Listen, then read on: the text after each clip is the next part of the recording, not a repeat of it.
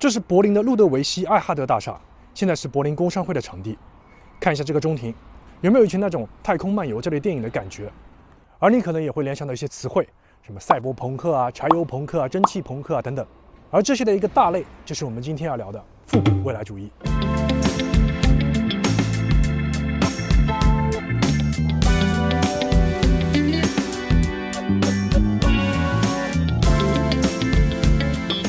复古未来主义其实在学术上并没有一个完全明确的一个界定，但是呢，形式上有很多共同点。这里咱们要分开来看，复古未来主义，一个是复古，一个是未来主义。这个词看起来非常矛盾啊，又复古又未来的，但也很好理解，这是去模仿过去人们对未来的想象，这个想象就是未来主义，逐步就形成了一种风格。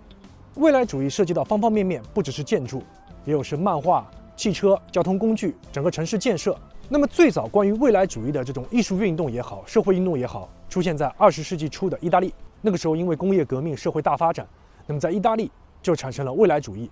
主要的目的就是要让意大利的艺术也好、建筑也好等等各方面从过去的那种思想包袱中解放出来。这也很好理解，文艺复兴之后，各种艺术又逐渐开始教条，各种比例、各种形式，很多艺术家就非常不喜欢，要求打破过去的规则。最重要的一个标志就是意大利的诗人马里内蒂在1909年发表的未来主义宣言，推崇机械、速度、科技、青春，甚至是暴力的这样一种艺术运动，充满了那个时候对未来的想象。然后这个运动就逐渐蔓延到整个欧洲。后来比较有代表性的就是俄罗斯的未来主义，在苏联时期建了大量的未来主义建筑，有的就和粗野主义相结合了。在最开始的时候，因为工业革命，工厂、机械、齿轮成为先进社会的一个代表，所以大家非常推崇这种风格，逐渐就形成了以柴油动力的机械为主的一种硬朗的表现形式。因为大家对未来的想象就是各种机械啊、飞艇啊，我们暂且把这段时期称为柴油时代。然后到后来，随着核能的发展，再后来就是冷战时期两大阵营的太空竞赛，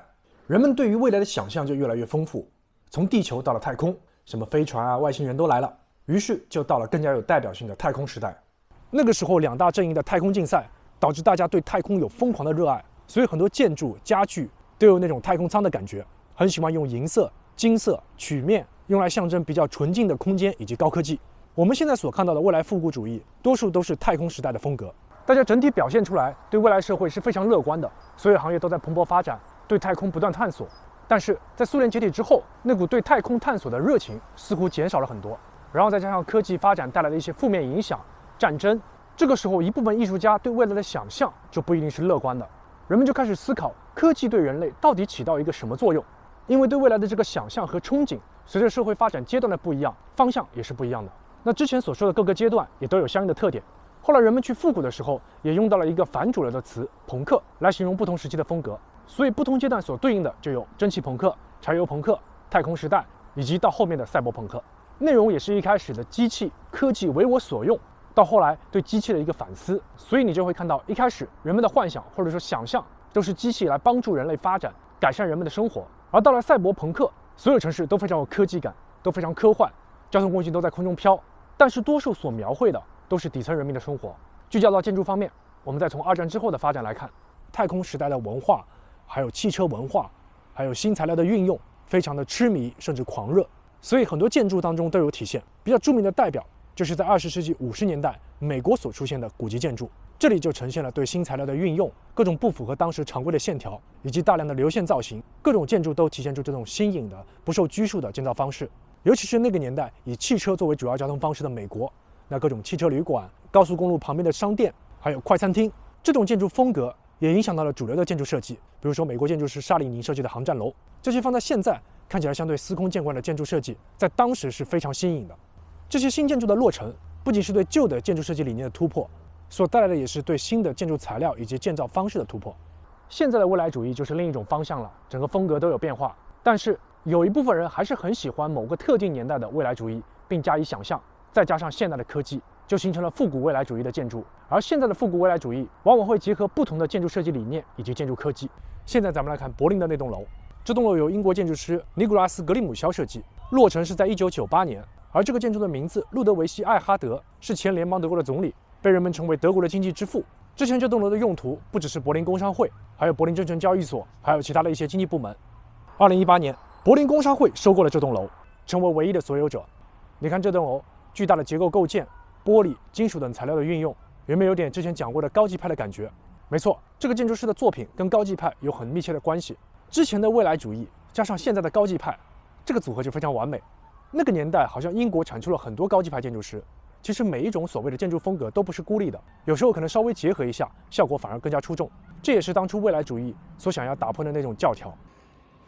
这是路德维希艾哈德大厦的模型。建筑有10几个椭圆形拱门，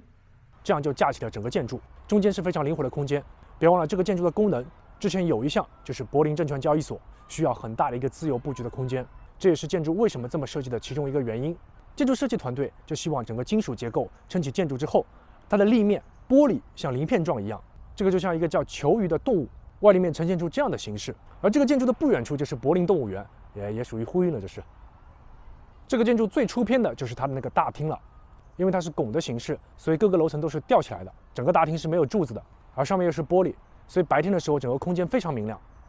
我猜你要说夏天是不是很热？没错，热的那几天确实会很热。但是整个柏林或者说整个德国夏天非常炎热的时间不长，所以能忍就忍了。如果天气实在非常热的话，我相信大部分人在那个时候都已经度假去了，一休就休1-2个月。当然整栋建筑也做了一些措施，比如双层玻璃、可调节的遮阳百叶，那么在冬天或者夏天的时候可以进行调节，来控制进光量和外部的一些热量进入。像德国这样的气候条件，用这样的方式来调节室内气候，相对来说确实是还比较高效，并且有一定性价比。这个大厅中的另一个特色，我看网上很多照片，就是那几部电梯，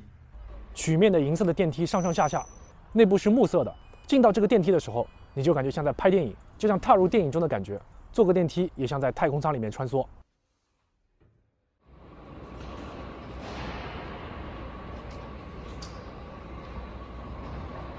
我们总结看看，复古未来主义就是复刻过去，尤其是在20世纪中叶那个未来主义发展十分蓬勃的年代，起初是非常乐观的。这种乐观基于社会的大发展、科技的进步、人们对世界进一步的探索。而到后来，因为战争，尤其是2战之后，然后再加上冷战，世界各地不断的摩擦，所以导致后来的未来主义并不是一个完全乐观的方向。人们也开始反思，科技到底是帮助人们发展，还是说在某一定程度上起到了阻碍的作用。总的来说，复古未来主义就是一种怀旧。这种怀旧就像我们现在听千禧年的歌曲，觉得很好听，这个旋律非常有时代特点。因为这种思想的产生是伴随着社会的大发展、科技的不断进步，很多的科技、交通工具，方方面面，可以说最初的生产力还没有达到一定的水平，人们就开始在探索，而且有时候这种探索接近于疯狂。现在我们身边日常用的科技，很多也是在那个时候打下了基础。最后，不管未来主义发展到什么阶段，可以肯定的是，人类从不缺乏想象力。好了，以上就是本期视频的全部内容，下期再见。